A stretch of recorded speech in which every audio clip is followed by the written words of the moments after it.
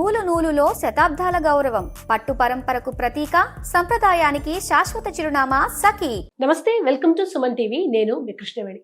మనలో చాలా మందికి అనుకున్న పనులు పదే పదే వాయిదా పడడం, ఏ పనికి వెళ్ళినా అది కాకుండా అవ్వడము, లేదా ప్రతిసారి ఒక సమస్య ఎదురవ్వడం, ప్రశాంతత లేకుండా ఎప్పుడూ ఈ కష్టాలు నాకు ఎందుకున్నాయి, ఇటువంటి అనేక మందిలో ఉంటాయి కదా. చాలా మందికి ఈ సమస్య ఉంటుంది. అయితే ఈ సమస్యకు పరిష్కారం చైత్ర అమావాస్య రోజు, ఇప్పుడు ఈ ఏప్రిల్ 17న వచ్చే చైత్ర అమావాస్య రోజు ఈ సమస్యలన్నింటికీ ఒక చక్కటి పరిష్కారం ఉంది. అది ఏంటి అని తెలియజేయడం కోసం ఈ రోజు మనతో పాటు ప్రముఖ జ్యోతిష్యులు, సంకల్ప మందిర్ నిర్వాహకులు బ్రహ్మశ్రీ నందిబట్ల శ్రీహర్ శర్మ గారు ఉన్నారు. మాట్లాడతారు. గురువు గారు నమస్కారం. వాగర్థావేవ సంపృక్తౌ వాగర్థ ప్రతిపత్తయే జగతః పితరౌ వందే పార్వతీ పరమేశ్వరౌ ఆదిత్యాయ చ సోమాయ మంగళాయ బుధాయ చ గురు శుక్ర శనిభ్యశ్చ రాహవే కేతవే నమః. శృంగేరి జగద్గురు పీఠాధిపతులకి, కంచి పీఠాధిపతులకి నమస్కారములు తెలియజేసుకుంటూ కార్యక్రమాన్ని ప్రారంభిద్దాం. గురువుగారు, చైత్ర అమావాస్య విశిష్టత ఏంటి?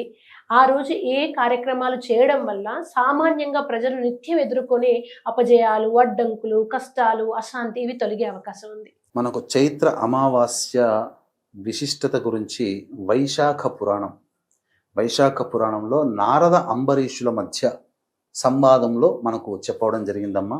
అయితే ఇక్కడ వైశాఖ మాసంలోకి వస్తే చైత్రమాస అమావాస్య ఎందుకు వచ్చింది మధ్యలో అని అంటుంటారు.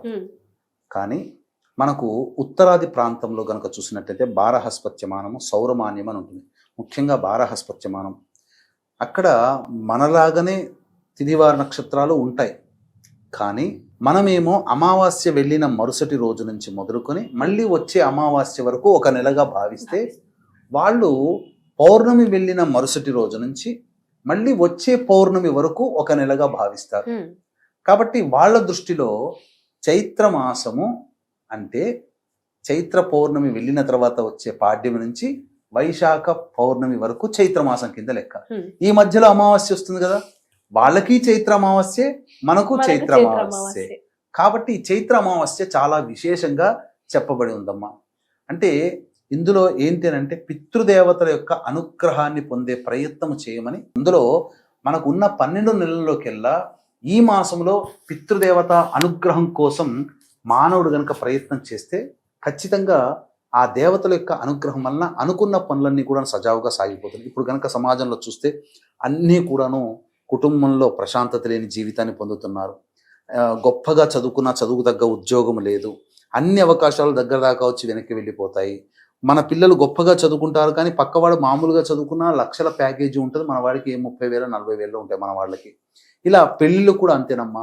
కొంతమందికి ఇట్టే చూస్తే పెళ్ళి అయిపోతే అసలు ఏం బాగుండదు అమ్మాయి, ఏం బాగుండడు అబ్బాయి, కానీ పెళ్ళి అయిపోయింది. మన వాళ్ళు పిల్లలు, అబ్బాయిలు అమ్మాయిలు చాలా అందంగా ఉంటారు, కానీ పెళ్ళిళ్ళు కావు. ఏంటి సమస్య?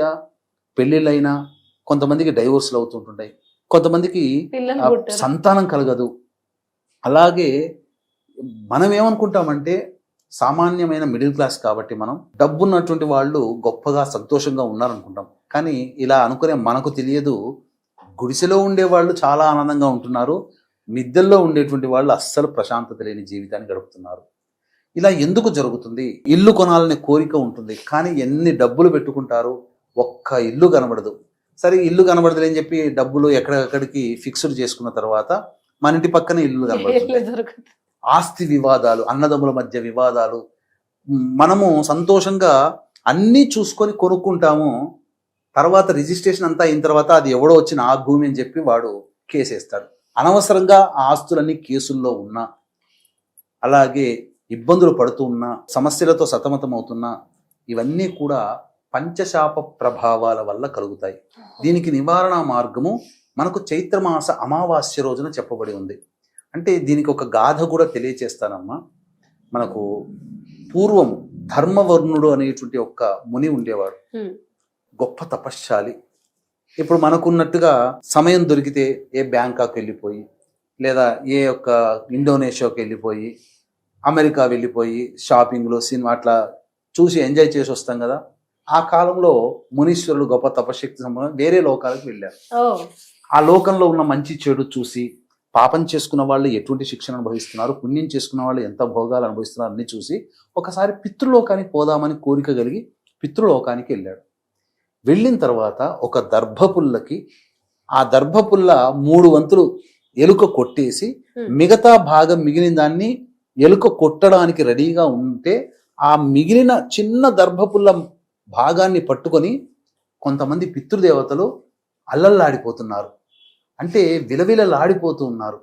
ఇక్కడ చూసి బాధపడి, ఏమండి ఆ ఎలుక గనక కుడితే ఏమైపోతుంది, కింద చూస్తేనేమో పెద్ద బిలం, అంటే చీకటితో కూడుకున్న పెద్ద అగాధం ఉంది, అందులో మీరు పడిపోతారు కదా అని అంటే, అప్పుడు వాళ్ళు చెప్పారు, నాయన ఈ బాధ కలగడానికి అంతా కారణం భూలోకంలో ధర్మవర్ణుడు అనేటువంటి మా వంశంలో ఉన్నవాడు ఒక్కడేనయ్యా, వాడొక్కడు బతికున్నాడు కాబట్టి ఆ ఒక్క రెమ్మ అనేటువంటి దాని మీద పట్టుకొని ఉన్నాము. అతను పెళ్లి చేసుకోకుండా తపశ్శక్తితో ఉండి ఎక్కడెక్కడికో తిరుగుతున్నాడయ్యా, పిల్లల్ని కనట్లేదు, వంశం ఉద్ధరింపబడట్లేదు, ఆ ఒక్కడు మరణించాడా, మేమందరం కూడా అధోలోకంలో పడిపోతాము అని అంటే, అప్పుడు చెప్పాడు, ఆ ధర్మవరుణుడు ఎవడో కాదండి నేనేనండి అంటే, అయ్యో నాయన నీవేనా, నీ వంశంలో వాళ్ళమే నాయన, ఇలా నువ్వు పెళ్లి చేసుకోకుండా ఉండడం వల్ల జరిగినటువంటిది, కాబట్టి నువ్వు వేగిరంగా వెళ్ళి పెళ్లి చేసుకొని మమ్మల్ని ఉద్ధరించు నాయన అని చెప్తాడు. అంతటా ఆ విధంగా ఇంటి భూలోకానికి వచ్చి చైత్రమాస అమావాస్య రోజున పితృదేవతలు ఏం చెప్పారంటే, సాక్షాత్తు పితృదేవతలే చెప్పారమ్మా, చైత్రమాస అమావాస్య రోజున రవి మేషరాశి యందు ఉండగా వచ్చిన అమావాస్య రోజున ఎవరైతే ఈ యొక్క పంచశాపాలు, స్త్రీ శాపము, గురుశాపము, సర్పశాపము, దైవశాపము, పితృశాపము, ఈ 5 శాపాలతో బాధపడుతూ ఉంటుంటారో అటువంటి వాళ్ళు ఈ రోజున ఆ శాప నివృత్తి గనక చేసుకుంటే పితృదేవతలకి స్వర్గ ప్రాప్తి కలుగుతుంది. పిండ ప్రదానం చేసిన, అలాగే ఉదక కుంభ దానం చేసిన, గయ్యలో 1,000,000 రెట్ల శ్రాద్ధము చేస్తే ఎంత ఫలితము 1,000,000 సార్లు, ఇక్కడ ఒక్కసారి ఎంత ఫలితం కలుగుతుందని చెప్పగానే భూలోకానికి వచ్చి ఆ విధంగా చక్కగా వివాహం చేసుకొని సంతానాన్ని కని ఆ పితృదేవతని ఉద్ధరించి వాళ్ళకి స్వర్గలోకానికి ఇచ్చాడు. అంటే ఇంత ఎందుకు చెప్తున్నానంటేనమ్మా, వీక్షించేటువంటి సుమన్ టీవీ ప్రేక్షకులు కూడా ఈ రోజున మనం ప్రధానంగా మన 5 వేలు నోట్లోకి పోతున్నాయంటే మనం కొలిచే దైవము కాదు, మనం చేసుకున్న పుణ్యం కాదు, పితృదేవతలనగా తాత ముత్తాతలు చేసిన పుణ్యం. అయితే ఈ పంచశాప ప్రభావాలు ఏ ఇంట్లో అయితే ఉంటాయో ఆ ఇంట్లో ప్రశాంతత లేని జీవితాన్ని పొందుతారు. ఎలా గుర్తుపట్టాలండి అని కూడా అడగవచ్చు.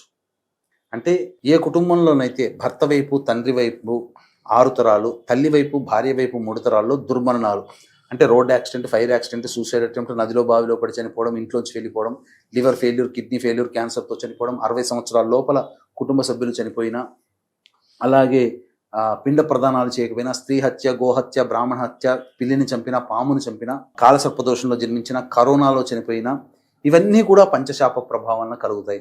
అందుకనే 2013 నుంచి మన పీఠం ఆధ్వర్యంలో ఈ పంచశాప నివృత్తి పూజల హోమాలు ప్రతి నెల చేయించడం జరుగుతుంది. ఈ నెల అనగా ఏప్రిల్ నెల 17వ తారీఖు రోజున, మే నెల 16వ తారీఖు రోజున, జూన్ నెల 19వ తారీఖు రోజున కూడా ఈ కార్యక్రమాలన్నీ కూడా సశాస్త్రీయంగా జరిపించడం జరుగుతుంది. అయితే ఇందులో ఏంటంటే చాలామంది ఇప్పుడు ఆన్లైన్లో వచ్చేసేసాయమ్మా, ఆన్లైన్లో పూజలు రావడం వల్ల ఏవి కూడా సరిగ్గా జరపట్లేదు. అంతేకాకుండా గూగుల్లో వెతుక్కొని వెళ్ళిపోతున్నారు. మాట్లాడే వాళ్ళు ఒకళ్ళు, పూజకి తీసుకొని వెళ్ళే వాళ్ళు ఒకడు, చేయించేవాడు ఒకడు అవుతున్నాడు. చేయించేవాడికి ఏంటంటే టార్గెట్ ఉంటుంది, రోజుకి ఇన్ని పూజలు చేస్తే ఇన్ని డబ్బులు వస్తాయని. అందుకని తూతూ మంత్రంగా, పురాణోక్తంగా, బ్రాహ్మణులకైతే శాస్త్రీయంగా, బ్రాహ్మణులు కాని వాళ్ళకి పురాణోక్తంగా, తంత్రయుక్తంగా చేసి పంపిస్తున్నారు. అందువల్ల వీళ్ళకి తెలియదు. అందుకనే ఒక గురుస్థానంలో ఉండి దగ్గరుండి చేయి పట్టుకొని 2013 నుంచి 1000 మందికి ఈ యొక్క పంచశాప నివృత్తి పూజలు, హోమాలు అనేటువంటి చేయించడం జరుగుతుంది. కాబట్టి 15వ తారీఖు లోపల రాదలిచిన వాళ్ళు ఈ కార్యక్రమంలో పాల్గొనవచ్చు. అయితే ఇంకా ఎలాంటి సందర్భంగా ఈ పంచశాపాలు మనం కనుక్కోవచ్చు అని అంటే, మందులకి నయం కాని రోగాలతో బాధపడుతున్నా, తరచూ ప్రయోగ బాధలు కలుగుతున్నా, అలాగే ఆడపిల్లలే సంతానం, ఇక్కడ ఆడపిల్లను తక్కువ చేసినట్టు కాదమ్మా, కేవలం ఆడపిల్లలే ఉంటే వంశం అక్కడితో ఆగిపోతుంది. ముందుకు వెళితే ఉండాలంటే కొడుకు ఉండాలి. అలాగే ఇంటర్కాస్ట్ రిలీజియన్ మ్యారేజ్లు జరిగిన, శారీరక మానసిక లోపాలతో పిల్లలు జన్మించిన, మద్యం మత్తు పదార్థాలు వంటి వాటికి కుటుంబ సభ్యులు బానిసైన, కారాగార వాసమైన, ఇంట్లో తరచూ జిల్ల పురుగులు, బొద్దింకల బెడద ఎక్కువగా ఉన్న, గోడలకి క్రాక్స్ వచ్చిన, అలాగే నల్లాలు కొత్తవి ఎన్ని మార్చినా వారం బాగుంటే తర్వాత బొట్టుగా నీరు కారుతున్నా, చనిపోయిన పెద్దవాళ్ళు తరచూ కల్లో కనిపిస్తున్నా, పాములు తరచూ కల్లో కనిపిస్తున్నా, అలాగే ఎన్ని పూజలు చేసినా దేవుడు కరుణించలేదు అని చెప్పి బాధపడుతూ ఉంటారు కొంతమంది. మా కోరిక నెరవేరడం కోసం తిరగని చెట్టంటూ లేదు, పుట్టంటూ లేదు, దైవం అంటూ లేదు అని చెప్పి బాధపడుతూ ఉంటుంటారు అలాంటి కుటుంబాలలో. అలాగే చాలామంది బాగా డబ్బులు సంపాదించి ఒక అనాలోచిత నిర్ణయం తీసుకొని ఎవరికైనా డబ్బులు ఇచ్చినా పెట్టుబడులు పెట్టినా నష్టపోతారు. ఏ జన్మలో ఏం పాపం చేసామో నరకయాతన అనుభవిస్తున్నామని తరచూ అనుకుంటూ ఉన్నా, వివాహం అయినా కొన్ని కుటుంబం వాళ్ళతో పాటు వివాహం అవుతాయి, కొన్ని కుటుంబాలు చాలా పైకి వస్తాయి, కొన్ని కుటుంబాలు అక్కడే ఉంటాయి. కాబట్టి ఎదుగుబొదుగు లేని కుటుంబాలలో ఏళ్లు గడుస్తున్నా 30-40 సంవత్సరాలైనా ఒకే జీవనం, పెద్దగా మార్పు ఉండదు. అటువంటి కుటుంబాలలో ఖచ్చితముగా ఈ పంచశాప ప్రభావాలు ఉంటాయి. ఈ పంచశాప ప్రభావాలు ఉండడం వల్ల మారుబలిని కోరుకుంటుంది. ఎన్టీఆర్ కుటుంబం చూసుకున్నా, బిచ్చగాడు హీరో విజయ్ యాంటోనీ కుటుంబం చూసుకున్నా, అలాగే ఉదయ్ కిరణ్ హీరో కుటుంబం చూసుకున్నా ఎక్కువ దుర్మరణాలు వాళ్ళ కుటుంబంలో ఉన్నాయి. అవి మారుబలిని కోరుకుంటాయి. ఇప్పుడు వైష్ణవి హత్య కేసు అది చూసుకున్నా, ఆమెకు ముందు వాళ్ళ మామగారు హత్య గావించబడ్డారు, అందుకనే మారుబలి వైష్ణవి పోయింది. ఇలా ఒకదానికి ఒకటి లింక్ ఉంటుంది. ఇది శాస్త్రాన్ని అర్థం చేసుకోగలిగే వాళ్ళకి మాత్రమే తెలుస్తుంది తప్ప ఊరికే మాట్లాడే వాళ్ళకి కాదు. అందుకనే దీన్ని దృష్టిలో పెట్టుకునే ప్రేక్షకులు మీ యొక్క కుటుంబంలో మంచి జరగాలన్నా, ప్రశాంతత కలిగిన జీవితం, ఒక దిక్సూచి. ఇప్పటి వరకు ఎన్ని ప్రయత్నాలు ఏదో ఒక ప్రయత్నం చేసినా సక్సెస్ కాలేదు. ఇక సక్సెస్ కావాలి అనుకున్న వాళ్ళు ఖచ్చితంగా ఈ పంచశాప నివృత్తి అనేటువంటిది జరిపించుకోవాల్సిందేనమ్మా. పైగా చైత్ర అమావాస్యకి విశేషం ఏంటంటే రవి మేషరాశిలో ఉంటాడు. వైశాఖ అమావాస్యకి రవి వృషభ రాశిలోకి వచ్చేసేస్తాడు. మళ్ళీ మేషరాశిలోకి రవి ఉండగా అమావాస్య రావాలంటే మళ్ళీ ఇంకొక సంవత్సరం వేచి చూడాలి. కాబట్టి ఇవన్నీ కాకుండా చక్కగా జరిగేటువంటి కార్యక్రమంలో తప్పకుండా పాల్గొనడం ద్వారా మంచి జరుగుతుంది. ఒకవేళ రాలేని వాళ్ళ కోసం బ్రాహ్మణుని కర్తగా పెట్టి చేయించడం జరుగుతుంది. ధన్యవాదాలు గురుగారు. సర్వం శ్రీ ఉమామహేశ్వర పరబ్రహ్మార్పణమస్తు.